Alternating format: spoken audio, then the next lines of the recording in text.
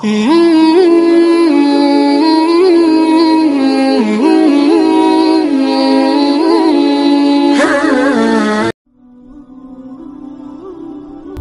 আলাইকুম ওয়া রাহমাতুল্লাহি ওয়া বারাকাতুহু। প্রিয় শ্রোতাবৃন্দ, আপনাদের জন্য আজকে একটা গুরুত্বপূর্ণ ভিডিও নিয়ে আসলাম। আজকের এই ভিডিওতে আমি যে বিষয়টা নিয়ে আলোচনা করব তা হলো পৃথিবী আমাদের দ্বিতীয় জীবন। প্রিয় শ্রোতাবৃন্দ, শুরু করা যাক আজকের এই গুরুত্বপূর্ণ ভিডিও। কেমন করে তোমরা আল্লাহর ব্যাপারে কুফরি অবলম্বন করেছ, অথচ তোমরা ছিলে মৃত। সূরা বাকারা আয়াত নম্বর 28। এই আয়াতটি খুবই গভীর দার্শনিক অর্থ বহন করে। এই আয়াত সম্পর্কে অনেক কিছু বলা হয়েছে। যে মতামতগুলো আমার কাছে বেশি গ্রহণযোগ্য মনে হয়েছে সেগুলো এখন আপনাদের সাথে শেয়ার করব। আমি মরহুম ইসরার আহমেদের কাছে কৃতজ্ঞ। এই আয়াত থেকে সবচেয়ে গভীর অন্তর্দৃষ্টি আমি তার কাছ থেকে পেয়েছি। তিনি 1985 সালে এই আয়াত নিয়ে একটি প্রবন্ধ রচনা করেন। ভারত পাকিস্তানের বহু আলেম তার এই প্রবন্ধের প্রশংসা করেন। আমি এখন আপনাদের নিকট তার একটি সরমর্ম তুলে ধরব, কারণ আমি মনে করি এটি অনেক মূল্যবান। আল্লাহ আযজা ওয়া জাল্লা বলেন, কেমন করে তোমরা আল্লাহর ব্যাপারে কুফরি অবলম্বন করেছ, অথচ তোমরা ছিলে মৃত। প্রথম পর্যায়ে তোমরা ছিলে মৃত ছিলে, দ্বিতীয় পর্যায়ে অর্থাৎ তিনি তোমাদের জীবন দান করেছে, তৃতীয় পর্যায়ে তারপর তিনি তোমাদের মৃত্যু দান করবেন, চতুর্থ পর্যায়ে তারপর তিনি তোমাদের আবার জীবিত করবেন। প্রথম পর্যায়টা কি ছিল? তোমরা মৃত ছিলে।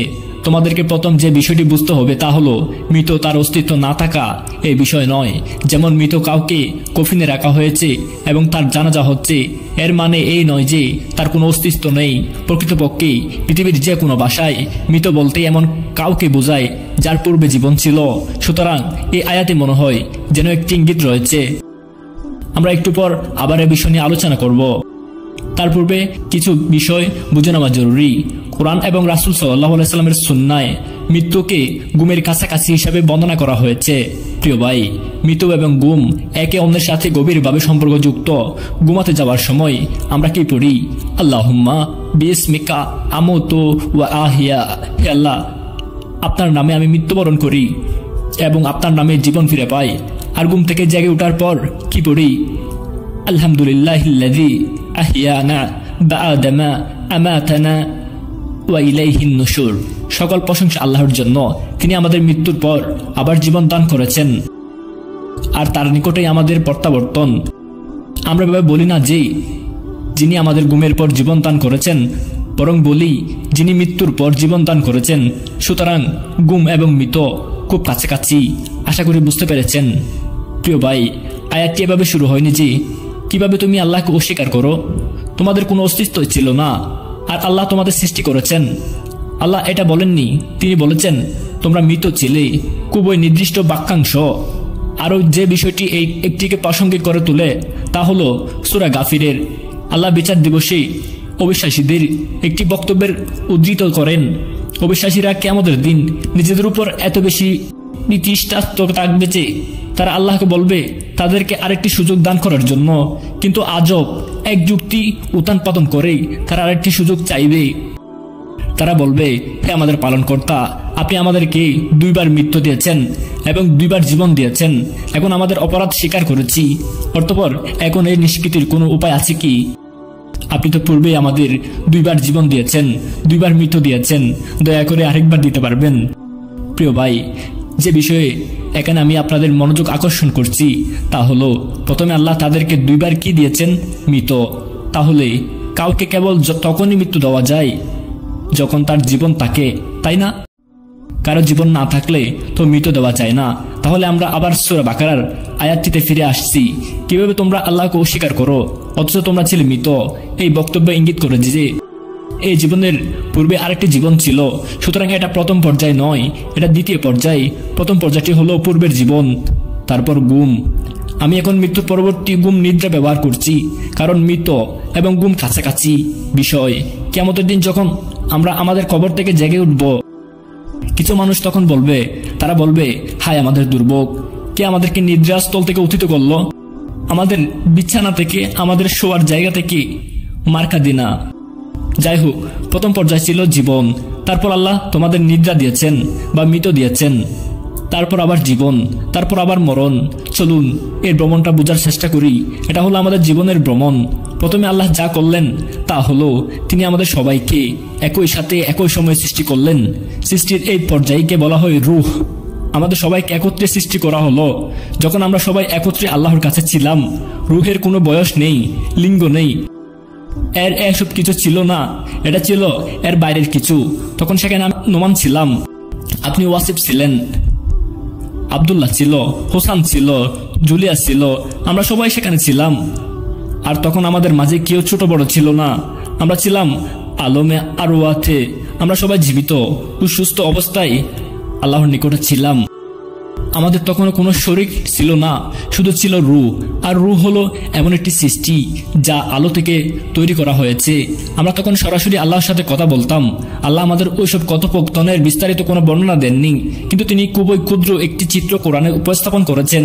একদিন আল্লাহ সমগ্র মানব জাতিকে উদ্দেশ্য করে বললেন, আলাস্তু বিরব্বিকুম, আমি কি তোমাদের রব নয়?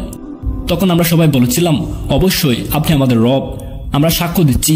আল্লাহ একই আয়াতে বলেছেন, আমি তোমাদের নিকট থেকে এই সাক্ষ্য নিচ্ছি, কেননা আবার না কিয়ামতের দিন বলতে শুরু করে যে এই বিষয়টি আমাদের জানা ছিল না। সেই আলো, সেই রূহ কার স্পর্শে ছিল? আল্লাহর। আর এটা কার নিকট থেকে এর আলো গ্রহণ করত? আল্লাহ আজওয়াজাল্লাহ এর নিকট থেকে। এবং তাতে আমার রূহ থেকে ফুঁকে দেব। তারপর আল্লাহ আমাদের সবাইকে আবার ঘুম পাড়িয়ে দিলেন। এই ধরনের মৃত্যু, সেই মৃত্যুর কথাই এই আয়াতে বলা হয়েছে। কেমন করে তোমরা আল্লাহর ব্যাপারে কুফরি অবলম্বন করেছ, অথচ তোমরা ছিলে মৃত। তারপর আমাদের বাবা আমাদের মাকে গর্ভবতী করেন। আল্লাহর নির্দেশে ফেরেশতারা সেই ঘুমন্ত রূহগুলো থেকে একটি রূহ এনে গর্ভের বাচ্চাটিকে দিয়ে দেন। এখন আপনি এই পৃথিবীতে, তারপর আপনি আপনার মায়ের পেট থেকে এই পৃথিবীতে আসবেন। এভাবে আল্লাহ আপনাকে জীবন দিয়েছেন। এখন এটা হলো আপনার দ্বিতীয় জীবন। আপনার প্রথম জীবন ছিল আল্লাহর সহচর্যে, এখন জীবন হলো আপনার দ্বিতীয় জীবন। এরপর থেকে তো বিষয়টা আমাদের নিকট সুস্পষ্ট। তারপর আমরা আবার মৃত্যুবরণ করব, খবরে থাকব, আমাদের রূহ আবার ভ্রমণ করে উপরে যাবে, তারপর আবার খবরে রাখা হবে, তারপর আমাদেরকে কিয়ামতের দিন আবার উঠানো হবে। আর সেটা হবে আমাদের চূড়ান্ত জীবন। অতঃপর তারই প্রতি তোমরা প্রত্যাবর্তন করবে। এখন এই ভ্রমণটি বুঝতে পারা গুরুত্বপূর্ণ। আমি এই বিষয়টি নিয়ে গভীর কোনো আলোচনা যেতে চাই না, তবে আমি একটি বা দুইটি বিষয় আপনাদের সাথে শেয়ার করতে চাই। প্রিয় ভাই, অন্য কারো সহচর্যে, পূর্বে মানবজাতি কার সহচর্যে ছিল? আল্লাহর সহচর্যে। আর সেই সহচর্যটি এতই মধুর ছিল যে শুধু আল্লাহ আমাদের সাথে সরাসরি কথা বলতেন তা নয়, বরং আমরা সরাসরি তার সাথে কথা বলতাম। জানেন, যখন আপনি ভালো কারো সহচর্যে থাকেন, আপনি তার দ্বারা প্রভাবিত হয়ে পড়েন। এটা ন্যাচারাল, তাই না? আমাদের পক্ষে এটা কল্পনা করা অসম্ভব যে আমরা আল্লাহর সহচর্যে ছিলাম অথচ প্রভাবিত হয়নি। এটা অসম্ভব। আল্লাহ প্রত্যেকটি রূহকে প্রভাবিত করেছেন। এই জন্য আল্লাহ বলেছেন, আল্লাহর প্রকৃতি, যে প্রকৃতির উপর তিনি মানুষ সৃষ্টি করেছেন, তার সহচর্যে আমাদের প্রকৃতি গড়ে উঠেছিল, আমাদের ব্যক্তিত্ব গঠিত হয়েছিল। প্রসঙ্গত, আল্লাহ প্রত্যেকটি গুণাবলীর কোনো না কোনো অংশ মানুষের মাঝে বিভিন্নভাবে প্রকাশ পেতে দেখা যায়। আল্লাহ হলেন আর রহমান, আর রহিম। আমরা কি দিয়ে প্রদর্শন করি? আল্লাহ বলেন আল হাকিম। আমাদের মাঝেও কি কিছু বিজ্ঞতা দেখা যায়? আল্লাহ হলেন আসামি, যিনি শ্রবণ করেন। আমরা কি শুনতে ভালোবাসি? আল্লাহ জওয়াজাল্লাহ হলেন খালেক, তিনি সবকিছু সৃষ্টি করেছেন। মানুষেরও কি বিভিন্ন জিনিস সৃষ্টি করার ইচ্ছা জাগ্রত হয়? এমনকি শিশুকাল থেকে আমরা লেগু দিয়ে বিভিন্ন জিনিস তৈরি করতে ভালোবাসি। আল্লাহর প্রত্যেকটি গুণাবলীর ক্ষুদ্র ক্ষুদ্র কিছু রূপ আপনি আদম সন্তানের মাঝে দেখতে পাবেন। এই জন্য রাসূল সাল্লাল্লাহু আলাইহি ওয়াসাল্লাম এর হাদিসে আমরা পাই, আদম আলাইহিস সালামকে তার নিজ গুণাবলী দিয়ে সৃষ্টি করেছেন। এখন সেই মানুষটি যে আল্লাহর সহচর্যে ছিল, তাকে মায়ের গর্ভে রাখা হলো। তারপর সে পৃথিবীতে আসলো এবং বড় হতে শুরু করলো। এভাবে যখন সে বড় হতে শুরু করে, সে তার শারীরিক চাহিদা তার আচ্ছন্ন হয়ে পড়ে, কিন্তু সে তার ভেতরে কিছু একটা অভাব বোধ করে। যেহেতু আপনি আল্লাহর সহচর্যে ছিলেন, তাই অবশ্যই আপনি আল্লাহকে মিস করবেন, তার অভাব বোধ করবেন। কিছু একটা অভাব আপনার অন্তরে সবসময় থাকবে। তাই মানুষ যখন বড় হতে শুরু করে, সে যে সংস্কৃতি থেকেই আসুক না কেন, প্রত্যেকটি মানুষেরই উন্নত বাড়ির আকাঙ্ক্ষা আছে, সৌন্দর্যের আকাঙ্ক্ষা আছে, ভালো পোশাক পরিচ্ছদের আকাঙ্ক্ষা আছে, সবকিছুই নিখুঁত হওয়ার আকাঙ্ক্ষা আছে।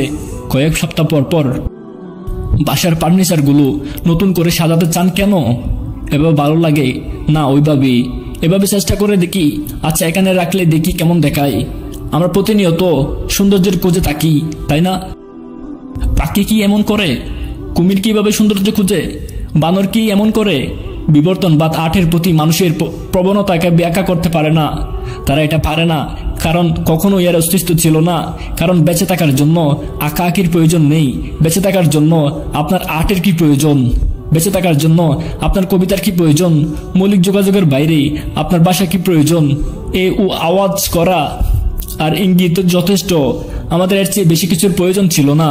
মায়ের জানে বাচ্চাদের সাথে কিভাবে কথা বলতে হয়। ইঙ্গিতে তাৎপর্য দেখিয়ে একটু আওয়াজ করলেই হলো, ব্যাস সব ঠিক। 16 বছর পর্যন্ত আপনার এতটুকুই দরকার। প্রকৃতপক্ষে আমাদের যে সুন্দর ভাষা আছে, আমরা যে বিমূর্ত বিষয় যেমন আর্ট এবং সৌন্দর্য নিয়ে চিন্তা করতে পারি, আমাদের ভেতরে এগুলো কোথা থেকে এলো? আমরা কেন প্রতিনিয়ত নিখুঁত এবং পারফেকশন এর খোঁজ করি? কারণ এই পারফেকশন খোঁজার আকাঙ্ক্ষা, এমনকি বস্তুগত দিক থেকেও এই বিষয়টা আসলে আমাদের রুহের মধ্যে এসেছে যখন আমরা মহান আল্লাহর সহচর্যে ছিলাম। আল্লাহ নিজে সুন্দর, তাই আল্লাহ সৌন্দর্যকে পছন্দ করেন।